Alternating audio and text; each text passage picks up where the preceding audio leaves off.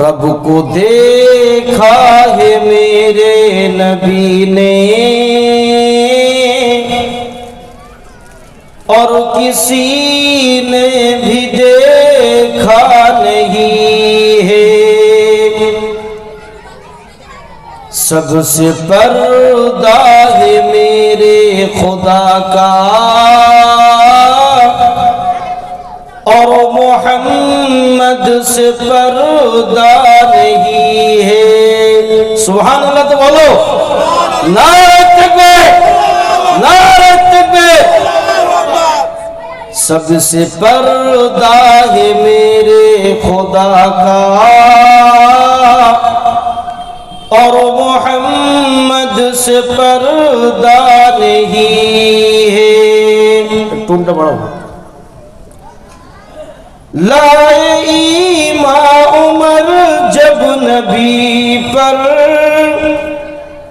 بولے آقا کی قدموں میں جا کر، کشٹ ہচ্ছে যেন বলতে، لائے ایمان عمر جب نبی پر، بولے آقا کی قدموں میں جا کر، مل گیا ہے مجھے کملی والا اور زمانے کی پرواہ نہیں ہے۔ سبحان اللہ بولو، نعرہ تکبیر۔ سب سے پردہ ہے میرے خدا کا اور محمد سے پردہ نہیں ہے۔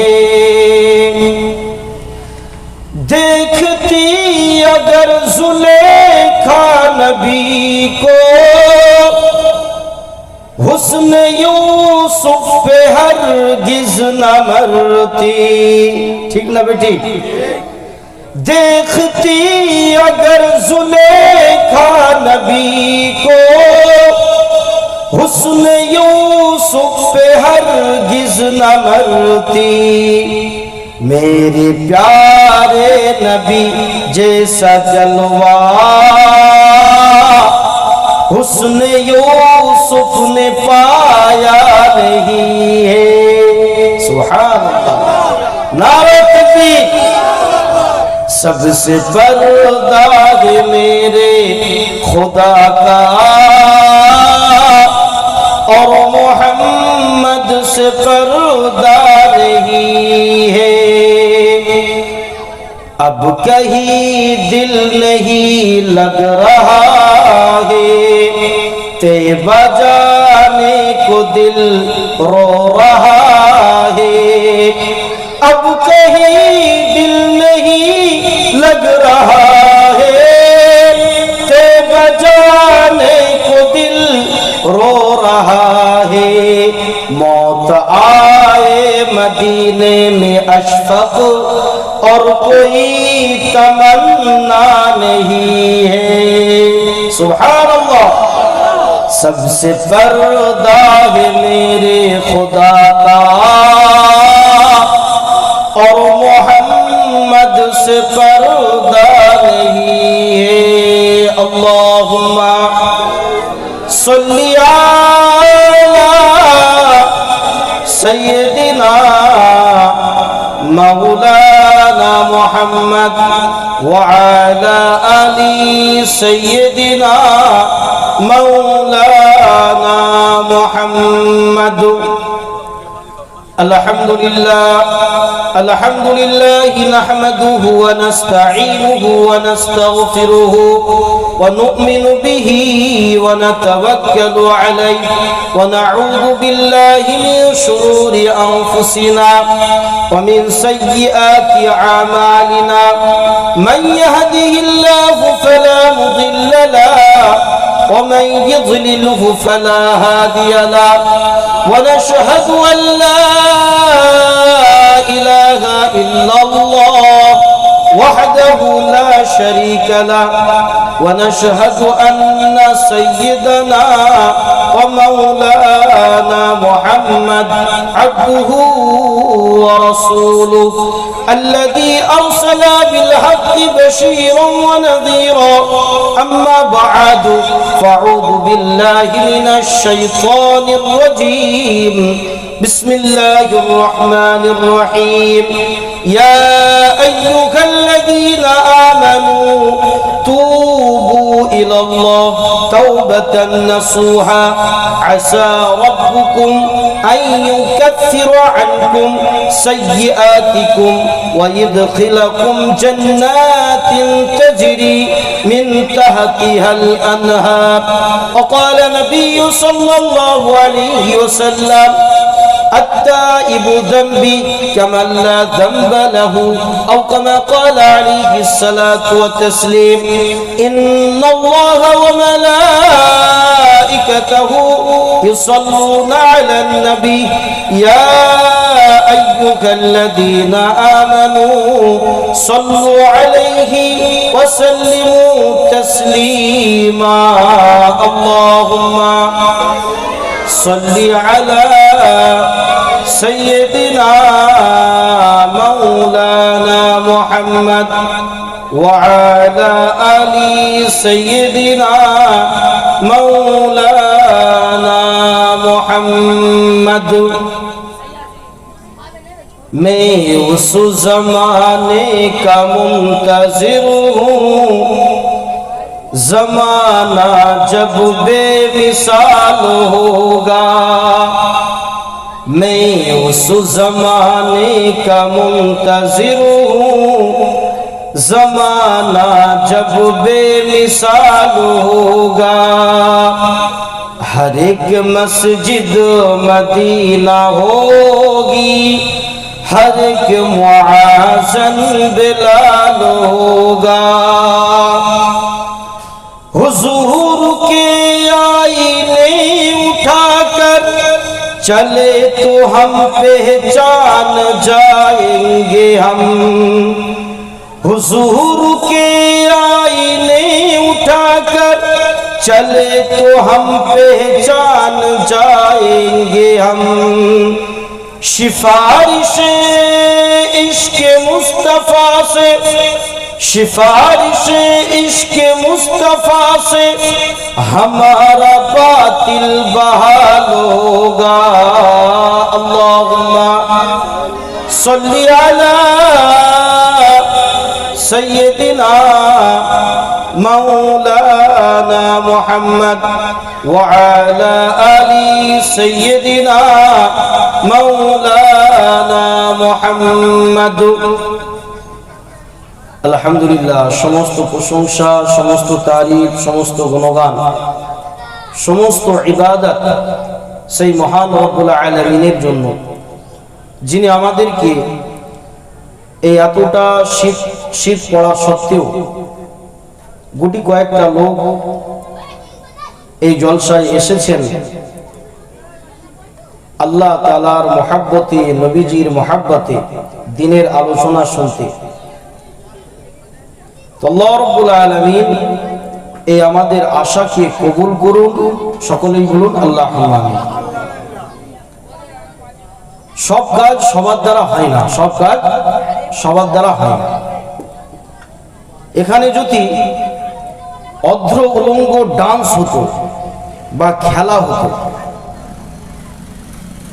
সেখানে মানুষকে এইভাবে মাইকে বারবার বলে বলে ডাকতে হতো না হতো কি না ডাকতে হতো না আর সেখানে মানুষকে বিনা বলাতেই মানুষ সেখানে উপস্থিত হয়ে যেত সেটা শয়তানি জায়গা সেখানে শয়তানি কার্যকলাপ চলে ডান্স গান বাজনা এগুলো কি ভালো জিনিস এগুলো ভালো জিনিস নয় তো মানুষের ভিড় সেখানে বেশি তো থাকবে কেন শয়তানের একটা কথা আছে না যে শয়তানের বাড় বেশি নাকি শয়তানের বাড় বেশি ভালো মানুষ খুব কম এবার তৌফিকের ব্যাপার আছে সবাইকে আল্লাহ ভালো কাজের সুযোগ দেয় না এটা আল্লাহর কাছ থেকে চেয়ে নিতে হয় তো আল্লাহ যাকে ভালোবেসেছেন তাকে আনিয়েছেন যাকে ভালোবেসেছেন তাকে আনিয়েছেন এটা একটা ভালোবাসার নমুনা অনেকজন এত মাইক চলছে চোং চলছে মানুষ অনেকজন ঘরে বসে বসেই শুনছে, বা বিভিন্ন মানুষ বিভিন্ন কাজের মধ্যে মাসরুফ হয়ে আছে, যে তারা কথাবার্তার মধ্যেই তাদের সময়টাকে অতিবাহিত করছে। আবার এক শ্রেণীর মানুষ তারা এখন মানে যেই কাজটা খুবই জঘন্য এবং ঘৃণিত, কেউ শরাবের আড্ডায় আছে, কেউ জুয়ার আড্ডায় আছে, কেউ গাঁজার আড্ডায় আছে। এখন এলাকার মধ্যে বিড়ি সিগারেট খাওয়া মানুষ খুব কম, বিড়ি সিগারেট খাওয়া মানুষ খুব কম। আপনারা বলবেন যে কত দোকানে কত বিড়ি সিগারেট বিক্রি হচ্ছে আপনি জানেন? আপনি মনি সাহেব লোক, আপনি কি জানেন না? বিড়ি সিগারেট এখন আর খায় না, এখন সব ওই বিড়ি সিগারেটের তামাককে ছাড়িয়ে তাতে আরেকটা মাল ভরে, কি বলুন তো? গাঁজা। এখন আন্ডা পুটকি থেকে শুরু করে সবাই এখন গাঁজা পান করছে, আর ফতুয়া জেনে রেখেছে যে এটা তো মাকরুহ। এটা কি? ওই পেঁয়াজ খাওয়ার মতো, রসুন খাওয়ার মতো গাঁজা খাওয়া কি হারাম? না, আজকে সম্পূর্ণ স্পষ্টভাবে আমি জানিয়ে দিচ্ছি, এবং এগুলো আপনারা হয়তো জানেন যে সম্পূর্ণরূপে গাঁজা হচ্ছে হারাম। সম্পূর্ণরূপে কি? গাঁজা হারাম। আর মদ, এ তো ভিটামিনস, ওতে তো মানে ফলের রস আছে, শারীরিক সুস্থতা বা অনেক ভিটামিনস তাতে প্রয়োগ করা হয়, এতে তো উপকার আছে নাকি? না, পায়খানা পায়খানা পায়খানা সে মানে যদি একটুখানি পাতলাও হয়ে যায় আর শক্ত হয় আর কষা হয়, পায়খানা পায়খানা। তো বিয়ার বলুন আর মদের যেই ব্র্যান্ডই বলুন, যে ডাক্তার খেতে বলেছে এতে বিদেশি বিলিতি মাল আছে, যারা খায় তারা, যাদের লাড়ি পচে যায় তারা তো সব চুল্লু খায়, আমরা তো বিলিতি মাল খাই না। সম্পূর্ণ বিলিতি খাও আর যাই খাও, যেমন পায়খানা পায়খানা, তো মদ তো মদ। আর জুয়া, মানুষ বলে যে টাইম পাস করছে, না, জুয়া তো জুয়া, তাতে যদি মানে চা খাওয়ারও বিনিময় লাগানো হয় তো সেটা জুয়া জুয়া। তো সামনে রমজান মাস আসছে, আর কয়েকদিন বাকি আছে, তো খালেস দিলে যদি তওবা করি, আমি যত বড়ই গুনাহগার হই না কেন, যত বড়ই শরাবি কাবাবি গাঁজাড়ি হই না কেন, আল্লাহ সমদয় গুনাহকে মাফ করে দেবেন। সুবহানাল্লাহ। সমদয় গুনাহকে মাফ করে দেবেন।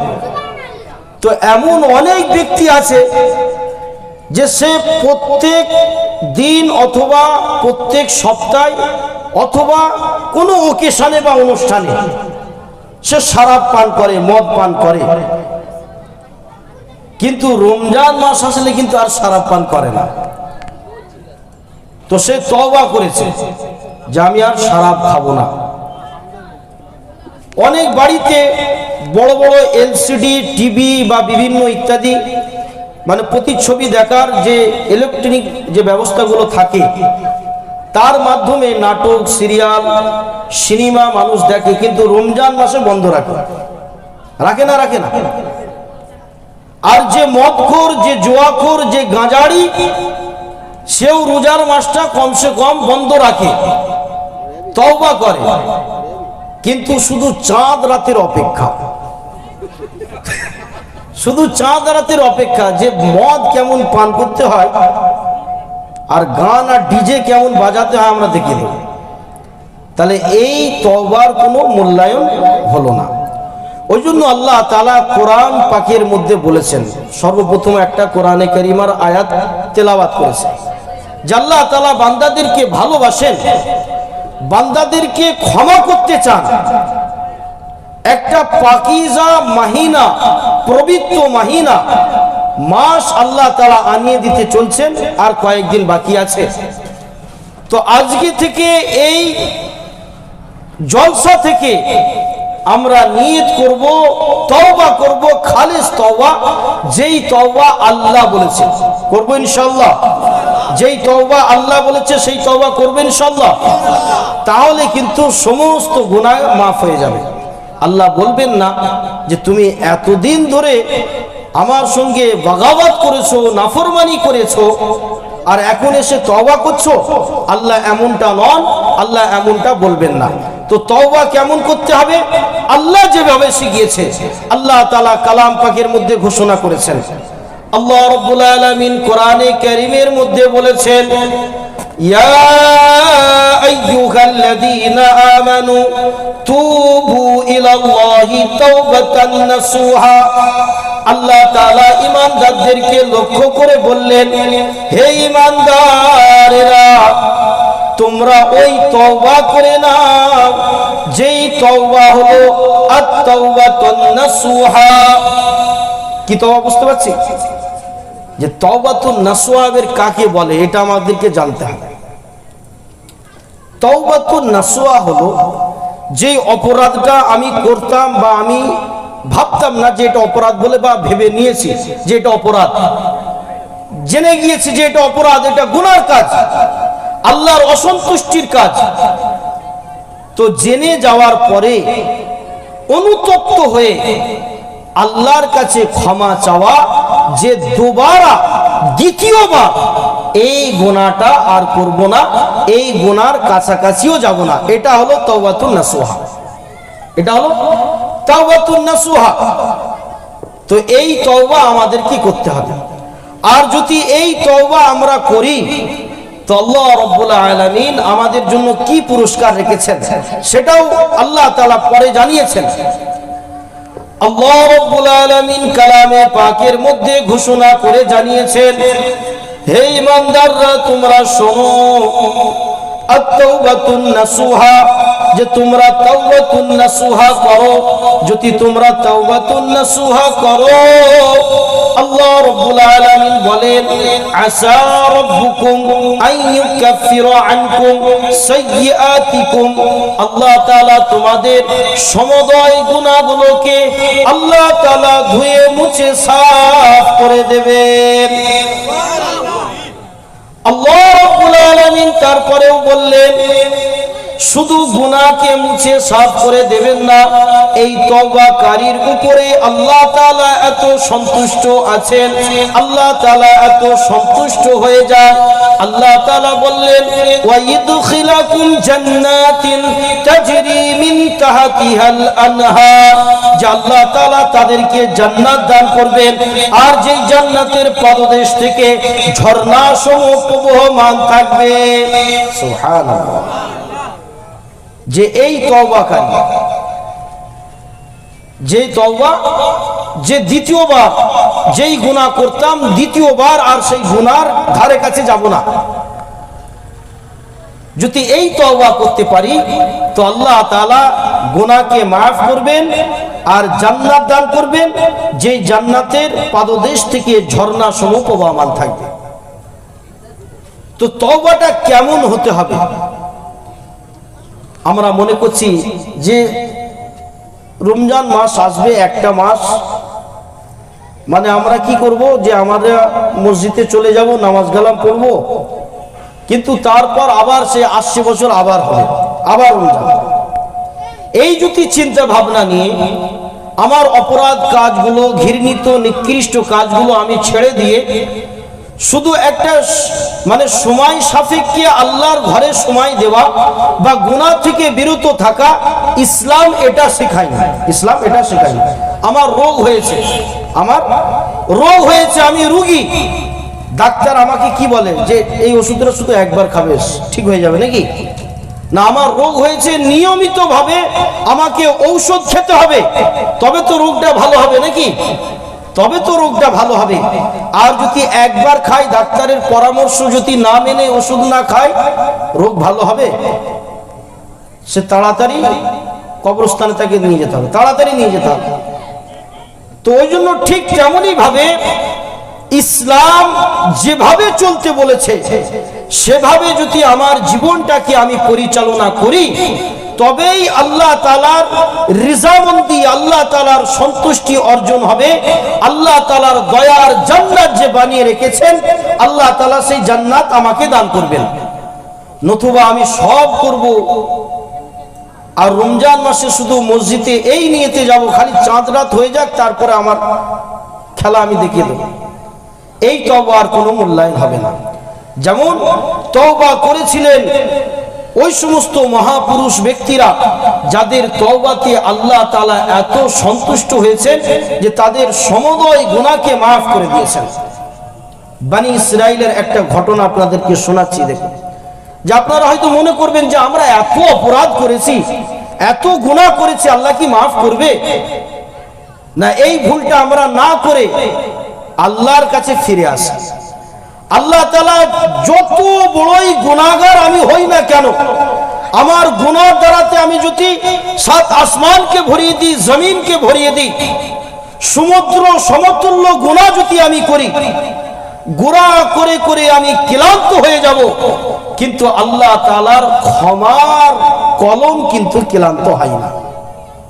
আল্লাহ তাআলা ক্ষমার ঘোষণা করে রেখেছেন। বনি ইসরাইলের জামানার একটা ঘটনা, এক ব্যক্তি 99টি খুন করেছে। কটা খুন? আমরা কাউকে একটাও করেছি কি? করিনি। করলেও বলা যাবে, বলা যাবে না। অন্যভাবে অনেক রকমের মানে পরিকল্পনা আছে, যে মানুষকে শুধু গুলি করে মেরে দেওয়া, ছুরি দিয়ে তাকে হত্যা করে দেওয়া, এটাই শুধু মারা নয়, বিভিন্ন মানে লাইনে মানুষকে মারা যায়। তো সেটা আজকে বিভিন্ন জায়গায় সেটা দেখতে পাওয়া যাচ্ছে, যে আজকে আমাদের আল্লাহ মাফ করুক, আল্লাহ তাআলা বেহতার জানেন, যে আল্লাহ তাআলা এই জমিনে কবে খালিদ বিন ওয়ালিদের মতো, টিপু সুলতানের মতো, খাজা মাইনুদ্দিনের মতো, সালাউদ্দিন আইয়ুবীর মতো শাসক দুনিয়াতে আবার কবে প্রেরণ করবেন, আল্লাহ তাআলা ভালো জানেন।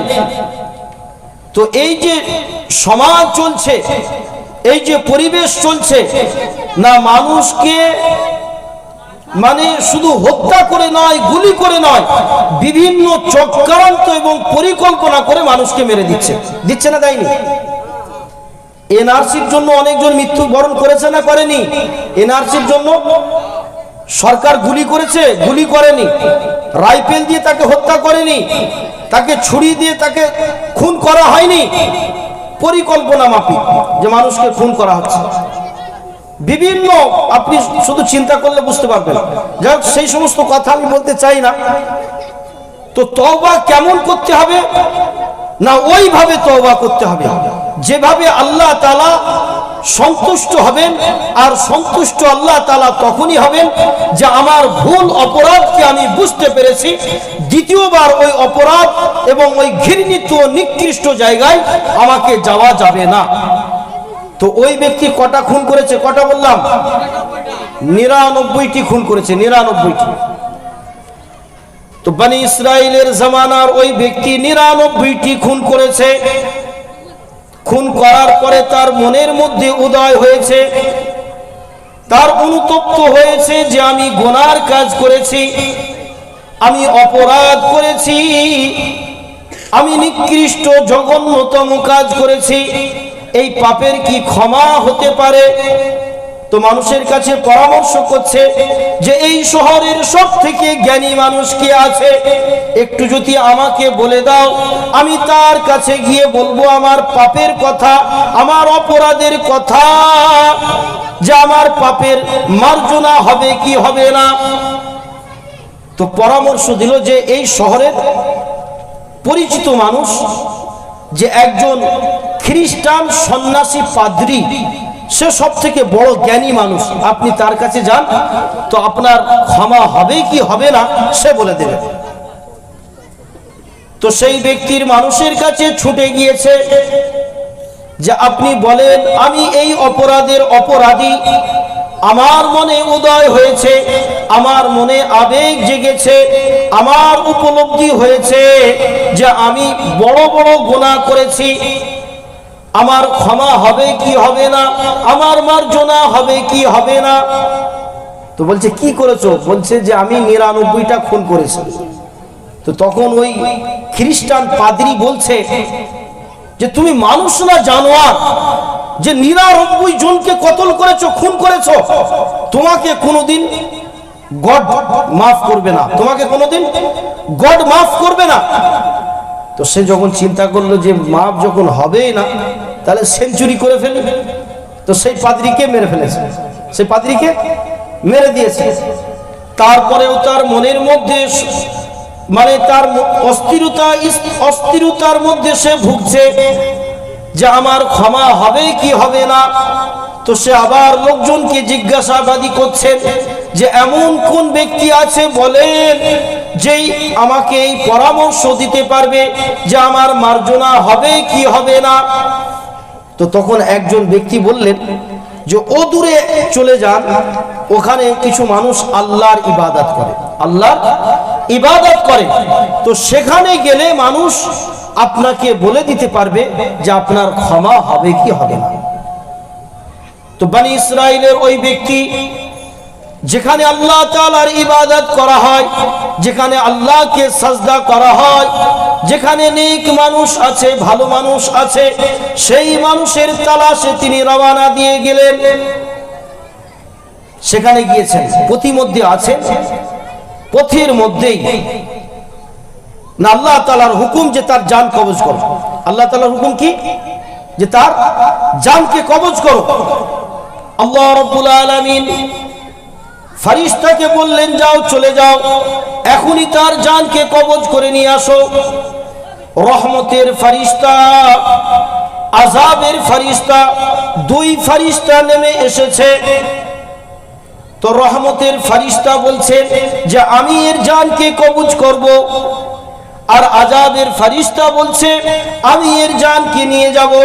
দুজনের মধ্যে তর্ক বিতর্ক হচ্ছে, দুজনের মধ্যে তর্ক বিতর্ক হচ্ছে যে আযাবের ফেরেশতা আর রহমতের ফেরেশতা দুজনই এসে বলছে যে আমি এর জানকে নিয়ে যাব, আর ও বলছে আমি এর জানকে নিয়ে যাব। তো রহমতের ফেরেশতাকে জিজ্ঞাসা করছে যে তুমি কি কারণে এর জানকে কবজ করবে? বলছে এ ভালো পথের দিকে যাচ্ছে, তওবার উদ্দেশ্যে যাচ্ছে, এখনো তওবা করেনি, তওবার উদ্দেশ্যে ভালো কাজের দিকে যাচ্ছে, এই জন্য আমি এর জানকে কবজ করব। তো আযাবের ফেরেশতা বলছে যে এ এখনো একটাও ভালো কাজ করেনি, একটিও ভালো কাজ করেনি, এখনো তওবা করেনি, তো এর জান আমি নিয়ে যাব। তো এই তর্ক বিতর্কতে আল্লাহ তাআলা ফেরেশতা নাজিল করে দিলেন। ফেরেশতা মানুষের বেশে তাদের সালিশি করছে, মানে বিচার করে দিচ্ছে যে বলো তোমাদের কি সমস্যা। তো ওই একই কথা যে এ বলছে আমি জান নিয়ে যাব, রহমতের ফেরেশতা, আর জাহান্নাম আযাবের ফেরেশতা বলছে আমি এর জানকে নিয়ে যাব। তো আপনি সালিশি করে দেন, বিচার করে দেন। তো ওই ফেরেশতা মানুষ বেশে বলছে যে তোমরা কি করো, যে যেই জায়গা থেকে এ হেঁটে এসেছে আর ভালো জায়গা যতটুকু, এই রাস্তাটাকে মাপো, এই রাস্তাটাকে মাপ করো। যদি ভালো রাস্তাটা বেশি হয়ে যায় তো রহমতের ফেরেশতা নিয়ে যাবে, আর যদি মন্দ খারাপের রাস্তাটা বেশি হয়ে যায় তাহলে আযাবের ফেরেশতা নিয়ে যাবে। তো আল্লাহ রাব্বুল আলামিন শুধু বাহানা খোঁজেন। আল্লাহ রাব্বুল আলামিন কি খোঁজেন? শুধু বাহানা খোঁজেন যে বান্দাকে মাফ করবেন। সারাদিনে বান্দা কত গুনাহ করে ফেলে, শরাব পান করে, শরাব পান করে জুয়া খেলে, আরো ইত্যাদি ইত্যাদি, কত গান বাজনা, বিয়াদুপি, অলসতা, অবহেলার জিন্দেগি যাপন করে। রহমতের ফেরেশতা, আযাবের ফেরেশতা প্রত্যেক দিন বান্দার উপরে আযাবকে পাঠানোর জন্য, আযাবকে মুসাল্লাত করে দেওয়ার জন্য সে পৃথিবীর জমিনে নেমে আসে। কেউ যদি সকাল থেকে নিয়ে সন্ধ্যা পর্যন্ত গুনাহ করতে থাকে, আযাবের ফেরেশতা তার কাছে চলে আসে যে ইনসাফের বিচার হলো এটাই, ইনসাফের বিচার হলো এটাই যে শাস্তি করার পরে, অন্যায় করার পরে শাস্তি উপযোগী, হ্যাঁ কি না? ইনসাফ হলো তো এটা যে অন্যায় করেছে মার খাবে, অন্যায় করেছে মার খাবে, এটাই তো ইনসাফ। কিন্তু আল্লাহ তাআলা বান্দাকে কত ভালোবাসেন, আল্লাহ তাআলা বান্দাকে কত ভালোবাসেন। সারাদিন বান্দা গুনাহ করতে থাকে, আল্লাহর নাফরমানি করতে থাকে, কত ঘৃণিত কাজ করতে থাকে। এই গুনার উপরে আযাবের ফেরেশতা যেই মুসাল্লাত করা আছে, সে আযাবকে নিয়ে চলে আসে যে তার উপরে আযাব পাঠিয়ে দেওয়ার জন্য। আল্লাহ তাআলা বান্দাকে ভালোবাসেন, রহমতের ফেরেশতাকে পাঠিয়ে দেয়। রহমতের ফেরেশতা আযাবের ফেরেশতাকে বলে, আমার বান্দাকে একটুখানি সময় দাও, আর একটু সময় দাও, হয়তো সে তওবা করবে, আর 1 ঘন্টা পর, আর 1 ঘন্টা পর বা একদিন পর সে তওবা করবে, আমার বান্দাকে সময় দাও। আল্লাহর রহমতের ফেরেশতা বলতে থাকে, ইন্নার রহমতি সাবাকাত গাযাবি। আল্লাহর রহমতের ফেরেশতা বলতে থাকেন, হে আযাবের ফেরেশতা, এখনো আযাব দিও না, আযাব দিও না। বান্দা হয়তো তওবা করে নেবে, বান্দা হয়তো আল্লাহর কাছে আত্মসমর্পণ করবে, বান্দা হয়তো আল্লাহর কাছে কান্নাকাটি করে কন্দন করে তওবা করবে, সারেন্ডার হয়ে যাবে। বান্দাকে সময় দেওয়া হোক। আল্লাহ তাআলা বান্দাকে এতটা ভালোবাসেন। তো ওই ইসরাইলের ওই ব্যক্তির মার্জনা কেমন হচ্ছে, সারা জীবন কোনো ভালো কাজ করেনি, আল্লাহর কোনো ইবাদত বান্দিগি করেনি, সারা জীবন আল্লাহর নাফরমানি করেছে, 99টির পর 100টি খুন করেছে, তওবার নিয়তে রাস্তার মধ্যে অগ্রসর হয়েছে, এখনো একটি ভালো আমল তার মধ্যে হয় নাই, তার আগেই তার জানকে কবজ করা হবে। আযাবের ফেরেশতা নিয়ে যাবে না ওই রহমতের ফেরেশতা নিয়ে যাবে, তাই নিয়ে তর্ক বিতর্ক হচ্ছে। আল্লাহ রাব্বুল আলামিন বান্দাকে maaf করার কেমন বাহানা খোঁজেন, maaf করার কেমন আল্লাহ তাআলা কৌশল খোঁজেন। আল্লাহ তাআলা বলে দিলেন, অপরাধের পথটা নির্ণয় করো আর ভালোর পথটাকে নির্ণয় করো। নির্ণয় করে দেখা হলো, রাস্তাকে মেপে দেখা হলো যে মন্দর পথ বেশি হয়ে গিয়েছে আর ভালোর পথ কম হয়ে গিয়েছে। আল্লাহ রাব্বুল আলামিন মানুষকে এত ভালোবাসেন, বান্দাকে এত ভালোবাসেন, আল্লাহ তাআলা এত ভালোবাসেন যে তার বুকের পজরটাকে উল্টে দিয়ে না ভালোর রাস্তাকে আল্লাহ তাআলা দীর্ঘই করে দিয়েছেন, আর আল্লাহ তাআলা মন্দর পথকে কমিয়ে দিয়েছেন, আর বান্দাকে আল্লাহ তাআলা maaf করে দিয়েছেন। সুবহানাল্লাহ। যে আল্লাহ তাআলা বান্দাকে শুধু maaf করার জন্য বাহানা খোঁজেন। এ তো গেল বনি ইসরাইলের ঘটনা। আল্লাহর নবীর জামানার একটা ঘটনা বলছি।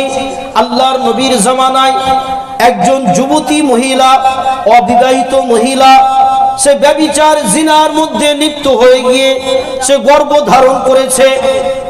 আল্লাহর নবীর কাছে গিয়েছেন, তার উদয়, তার দিলের মধ্যে উদয় হয়েছে, তার দিলের মধ্যে আবেগ জেগেছে, তার দিলের মধ্যে এই কৌতূহল জেগেছে, আমার কি গুনাহ মাফ হবে না, আমি কি মাফ পাওয়ার যোগ্য হতে পারি না। তার জন্য আল্লাহর নবীর কাছে গিয়েছেন। আল্লাহর নবীর কাছে গিয়েছেন, বলছেন, ইয়া রাসূলুল্লাহ, আমি অপরাধ করেছি, আমার ভুলকে আমি বুঝতে পেরেছি, ইয়া রাসূলুল্লাহ, আমার কি মাফ হবে না? তো আল্লাহ নবী কি বললেন, যে তুমি তোমার এই হালতের মধ্যে বাড়ি চলে যাও, এই হালতের মধ্যে বাড়ি চলে যাও। তো সেই মহিলা বাড়িতে চলে গিয়েছে। তো সে অস্থির হয়ে পড়ছে, বেচিয়ান হয়ে পড়ছে, পেরেশান হয়ে পড়ছে যে আমি গুনাহ করেছি, আমার তওবা হবে কি হবে না, আমার তওবা হবে কি হবে না, আমার গুনাহ ক্ষমা করা হবে কি হবে না। তো সে কি করছে, এই অনুতপ্ত হয়ে আল্লাহর নবীর কাছে আবার গিয়েছে, ইয়া রাসূলুল্লাহ, আমার কি ক্ষমা হবে না? আল্লাহর নবী বললেন যে তুমি যখন তোমার বাচ্চাকে ভূমিষ্ঠ করবে, অর্থাৎ তোমার যখন বাচ্চা প্রসব হয়ে যাবে না, তখন তুমি আমার কাছে আসবে, তখন তুমি আমার কাছে আসবে। তো বাচ্চা যখন ভূমিষ্ঠ হয়ে গিয়েছে, ওই মহিলা কোলে করে বাচ্চাকে নিয়ে না আল্লাহর নবীর কাছে গিয়েছেন, বলছেন ইয়া রাসূলুল্লাহ, আমার বাচ্চা প্রসব হয়েছে, আমার বাচ্চা ভূমিষ্ঠ হয়েছে, ইয়া রাসূলুল্লাহ আমাকে বলুন আমার অপরাধ, আমার গুনাহ কি মার্জনা হবে, ক্ষমা কি পাবো আমি? আল্লাহ নবী বললেন যে এই বাচ্চাকে দুধ পান করাও, এই বাচ্চাকে দুধ পান করাও। যতদিন না দুধ পান করা এ বন্ধ করে নির্দিষ্ট সময় পর্যন্ত, ততদিন তুমি আমার কাছে আসবে না। তো ওই ব্যভিচারিণী মহিলা সে তার ওই বাচ্চাকে নিয়ে আবার বাড়িতে ফিরে গিয়েছে। বাড়িতে ফিরে যাওয়ার পরে যখন বাচ্চা দুধ পান করা ছেড়ে দিয়েছে, দুধ পান করা ছেড়ে দিয়েছে, তো তখন আল্লাহর নবীর কাছে আবার ওই মহিলা গিয়েছে। তার হাতে, বাচ্চার হাতে একটা রুটির টুকরা ছিল। আল্লাহ নবীকে বলছেন ইয়া রাসূলুল্লাহ, বাচ্চা দুধ পান করা ছেড়ে দিয়েছে, এখন সে খানা খেতে শিখেছে, এখন সে রুটি খেতে শিখেছে। তো আল্লাহ নবী বললেন যে এই বাচ্চা অন্য এক কোন ব্যক্তিকে দিয়ে দাও। সেই ব্যক্তিকে দিয়ে দেওয়া হলো। আর ওই মহিলা যে গুনাহ করেছে, অপরাধ করেছে, অনুতপ্ত হয়েছে, আল্লাহর কাছে ক্ষমা পেতে চায়, তার জন্য বারবার আল্লাহর নবীর কাছে গিয়েছে। আল্লাহ নবী তখন কি করলেন, যে বললেন তোমার শাস্তি স্বরূপ না যেরকম ইসলামের দণ্ডনীয় এই যে অপরাধ তুমি করেছো, না তার শাস্তি কি গর্ত খুলে বুক পর্যন্ত পুঁতে দিয়ে তাকে পাথর মেরে মেরে, তাকে পাথর নিক্ষেপ করে করে, না তাকে মেরে দেওয়া, তাকে মেরে দেওয়া। তো তাকে তাই করা হলো, যে গর্ত খনন করে তাকে ওই বুক পর্যন্ত পুঁতে দিয়ে আর তাকে পাথর নিক্ষেপ করা হলো, পাথর নিক্ষেপ করা হলো। সাহাবারা পাথর নিক্ষেপ করছেন, পাথর নিক্ষেপ করছেন, মানুষরা পাথর নিক্ষেপ করছেন। হযরতে খালিদ বিন ওয়ালিদ রাদিয়াল্লাহু তাআলা আনহু তিনি একটা পাথর নিয়ে সজোরে মুখের মধ্যে মেরেছেন, আর মুখ ফেটে রক্ত তিনার চেহারাতে লেগেছে। তিনি অকথ্য ভাষায় তিনাকে গালি দিয়েছেন। আল্লাহর নবী গালিটা শুনতে পেয়েছেন আর বলছেন, খালিদ তুমি কাকে গালি দিচ্ছ?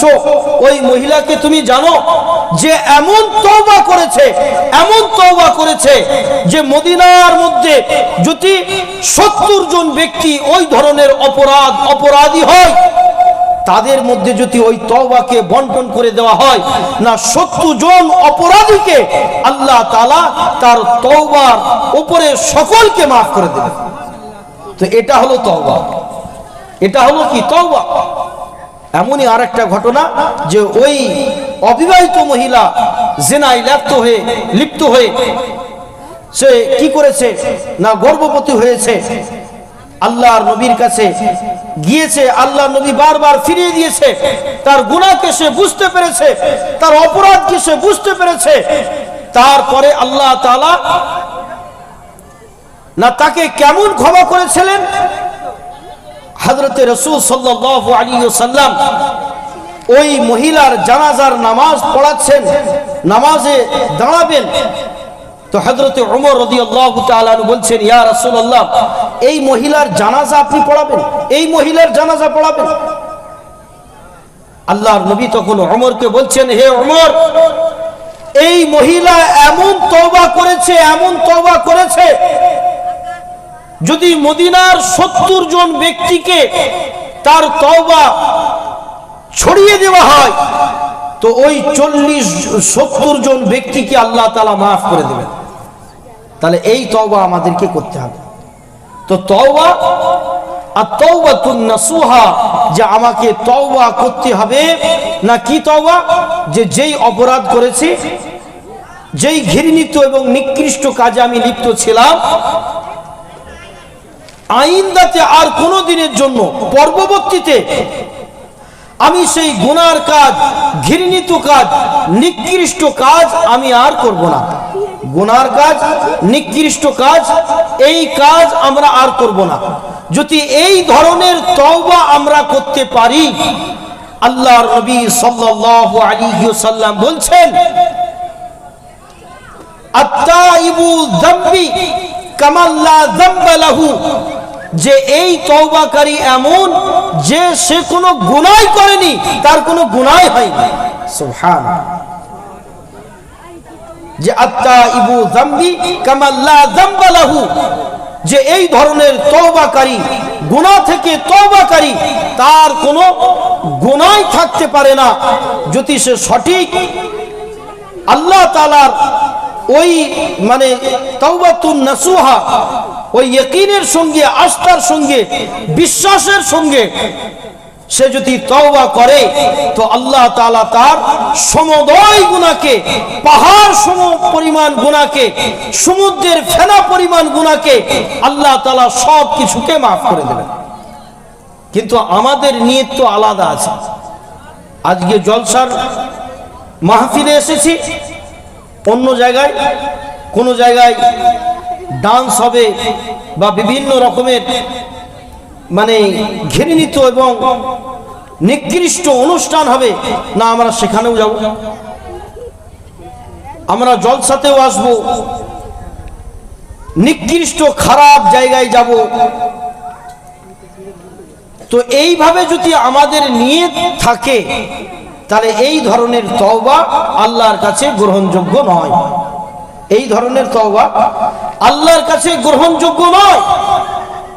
যে আমাদের নিয়ত আছে যে এখন তওবা করে নি, কিন্তু আবার গুনাহ করব, এই তওবা যদি আমরা করি আর খুব যদি আল্লাহর কাছে দোয়া চাই রহমতের, শান্তির, বরকতের, না কোনো দিনের জন্য রহমত, শান্তি আল্লাহ তাআলা আমাদের বাড়ি পর্যন্ত দেবেন না। তো সম্মানিত মা ও বোনেরা, সম্মানিত ভাইয়েরা, আল্লাহ রাব্বুল আলামিন না আমাদেরকে একটা সুযোগ দিয়েছেন, একটা রাস্তা খুলে রেখেছেন, একটা সুবর্ণ সুযোগ দিয়ে রেখেছেন যে সামনে রমজান মাস আসছে, কত পাকিজা পবিত্র মাস। সেই মাস থেকেই আমরা নিয়ত করব আজকে থেকেই যে ইনশাআল্লাহ, যে আজকে থেকেই আমরা আমাদের জীবনকে পরিবর্তন করব। আমরা যা কিছু গুনাহ করতাম আজকে থেকেই তওবা করছি যে এই সমস্ত গুনাহগুলোকে, এই সমস্ত অপরাধগুলোকে আমরা করব না।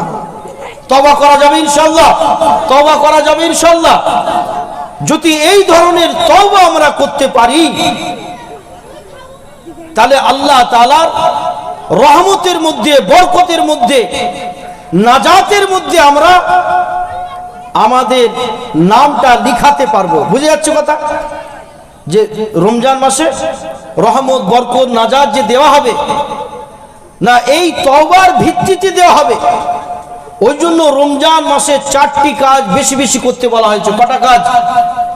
4টি কাজ। 1 নম্বর ইস্তেগফার, মানে আমি যা গুনাহ করেছি বেশি বেশি করে ইস্তেগফার করতে হবে, আল্লাহর কাছে ক্ষমা চাইতে হবে, তওবা করতে হবে। আর 2 নম্বর কাজ বেশি বেশি করে কলেমা তয়্যিবা লা ইলাহা ইল্লাল্লাহ বেশি বেশি করে পড়তে হবে।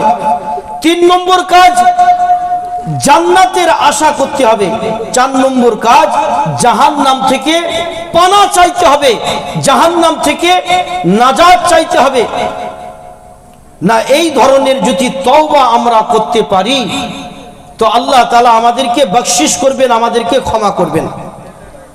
আর যদি নিয়ত গড়বড় থাকে যে শুধু আজকের দিনটা বা তারপরে আমি দেখাবো, না আমাকে মানুষের সঙ্গে মিশতে হয়, বিভিন্ন মানুষের সঙ্গে চলতে হয়, তার জন্য আমাকে সব কিছু করতে হবে, না এটা ইসলাম তো বলেনি। ইসলাম এটা বলেনি যে আমাকে সবার সঙ্গে মিশতে হয় বলে, সবার সঙ্গে করতে হয় বলে, যে আমি তাদের সংস্কৃতি, তাদের কুসংস্কার না আমার মধ্যে ধারণ করব। ওই জন্য আল্লাহ তাআলা বলেছেন যে গুনাহ না আমাদের সমস্ত গুনাহকে আল্লাহ তাআলা মাফ করে দেবেন। যে আমরা যত বড় বড় গুনাহ করি, যে কেউ জিনা করেছে, কেউ ব্যভিচার করেছে, কেউ গান বাজনা শুনে কেউ গাঁজা পান করে, কেউ মদ পান করে, কেউ জুয়া খেলে, ইত্যাদি ইত্যাদি যত বড় বড় গুনাহ আছে, সমস্ত গুনাহকে আল্লাহ তাআলা মাফ করবেন। কিন্তু আল্লাহ তাআলা ওই গুনাহকে মাফ করবেন না যেটা আল্লাহর স্তরে অন্য জনকে বসিয়ে দেওয়া হয়েছে। আজকে অন্য মানুষের সঙ্গে আমার মিলামেশা, আমার উঠা বসা, তাদের সঙ্গে আমাকে চলতে হয়, তার জন্য তাদের বিভিন্ন ওকেশনে আল্লাহকে শিরিক করার মতো জঘন্যতম গুনাহ না আমি করে ফেলছি। না দেশের জন্য আমার মহব্বত আছে, এলাকার পাড়া মহল্লার জন্য আমার মহব্বত আছে, এই বলে এই নয় যে আমি মাটিকে সাজদা করব, মাটিকে আমি সাজদা করব। সাজদা তো আমি আল্লাহকে করব। কাকে করব? আল্লাহকে করব। আমি কারোর সামনে আমার মাথা মস্তককে ঝুঁকাতে পারি না। দুনিয়ার যত বড়ই মানুষই হোক না কেন, দুনিয়ার যত বড়ই পণ্ডিত মানুষ হোক না কেন, দুনিয়ার যত বড়ই জ্ঞানী মানুষ হোক না কেন, আমার মস্তককে আমি শুধু আল্লাহর সামনে ঝুঁকাবো। কিন্তু আমাকে সবার সঙ্গে মিশতে হয়, তাদের সংস্কৃতির সঙ্গে আমাকে চলতে হবে, তাদের কুসংস্কারের সঙ্গে আমাকে চলতে হবে। তার জন্য না আমাকে কি করা হয়, আমি কি করি না, সেখানে গিয়ে আমি হাত জড়ো করে মাথাকে নিচু করে প্রণাম জানাই। আমি প্রণাম জানাচ্ছি, আমি মাথাকে ঝুঁকিয়ে নিচ্ছি, শ্রদ্ধা জানাচ্ছি না। এটা ইসলামের সংস্কৃতি নয়। অরদিতু লাকুমুল ইসলাম দীনা, যে ইসলামের সংস্কৃতি অনুযায়ী যেই বিষয়টা হবে, যেই বিষয়টার মধ্যে ইসলাম সংস্কৃতির মধ্যে এসে যাবে, পড়ে যাবে না, সেটা আমার জীবনে আমি ধারণ করতে পারি। অন্যের সংস্কৃতি না আমি আমার জীবনের মধ্যে আনতে পারি না। আল্লাহর নবী সাল্লাল্লাহু আলাইহি ওয়াসাল্লাম বলেছেন, কিয়ামতের ময়দানে না তাদের সঙ্গে তাদের হাসর করা হবে যার সঙ্গে যার সাদৃশ্য মিলে যাবে, যার সঙ্গে যার সাদৃশ্য মিলে যাবে। মান তাশাব্বাহা বিকওমিন ফাহুয়া মিনহুম, যে যার সঙ্গে যার সাদৃশ্য মিলে যাবে তার সঙ্গে কিয়ামতের ময়দানে হাসর হবে। আজকে আমি জন্ম দিবস পালন করছি, আজকে আমি হ্যাপি বার্থডে পালন করছি, নববর্ষ জানুয়ারি প্রথম ফার্স্ট নাইট আমি উদযাপন করছি, আমি মানে যিশু খ্রিস্টর জন্মদিন মেরি ক্রিসমাস না আমি উদযাপন করছি না। এগুলো তো আমার মধ্যে নয়, ইসলামের সংস্কৃতি নয় না। যারা করছে তাদের সঙ্গে আমাদের কোনো বিরোধিতা নেই, তাদেরকে আমরা খারাপও মনে করি না, তারা তাদের ধর্ম করছে। কিন্তু আমি মুসলমানের বাচ্চা, আমি মুসলমানের ঘরের সন্তান, যে আমি জন্মবার্ষিকী এমনকি অ্যানিভার্সারি মানে বিবাহ বার্ষিকী পালন করা হচ্ছে না, তওবা আমাকে ওই ধরনের করতে হবে যে আমি সমস্ত কিছুকে, আমার সমস্ত অপরাধকে, গুনাহকে অনুতপ্ত করে আল্লাহর কাছে তওবা করা, যে এ আল্লাহ, যে আমি তোমার কাছে আমার সমস্ত পাপের ক্ষমা চাচ্ছি, আমাকে মাফ করে দাও। এই ধরনের ক্ষমাকারী আল্লাহর নবী সাল্লাল্লাহু আলাইহি ওয়াসাল্লাম বলেছেন, আত্তাইবু যামবি কামাল্লা যামবা লাহু, এই ধরনের তওবাকারীকে আল্লাহ তাআলা পুরোপুরি ভাবেই ক্ষমা করে দেন, আদেও তার যেন কোনো গুনাহ ছিল না। এই ধরনের তওবা করবেন ইনশাআল্লাহ, এই ধরনের তওবা করবেন ইনশাআল্লাহ। সামনে রমজান মাস, আজকে থেকে নিয়ত করব যে এই যে মসজিদে ঢোকা, এই যে মাথায় টুপি দেওয়া, এই যে 5 ওয়াক্তের নামাজ পড়া না, এটা 11 মাস বাকি রাখবো, 11 মাস বাকি রাখবো। আল্লাহ তাআলা আমাদের সকলকে শোনা বলার থেকে বেশি বেশি আমল করার তৌফিক দান করুন। আমন্ত্রিত বক্তা এসে গিয়েছেন, আমরা যে যেখানে আছি আমাদের এই জলসার ময়দানে চলে আসি, মাহফিলে চলে আসি, খুবই গুরুত্বপূর্ণ আলোচনা হবে। মুহাম্মদের সঙ্গে দরুদ শরীফ পড়ি। আল্লাহুম্মা সাল্লি আলা সাইয়্যিদিনা মাওলানা মুহাম্মদ ওয়া আলা আলি সাইয়্যিদিনা মাওলানা মুহাম্মদ। सबसे प्यारा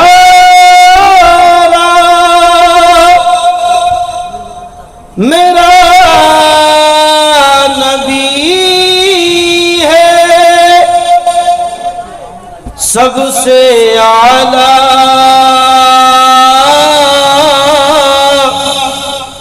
میرا نبی ہے اللہ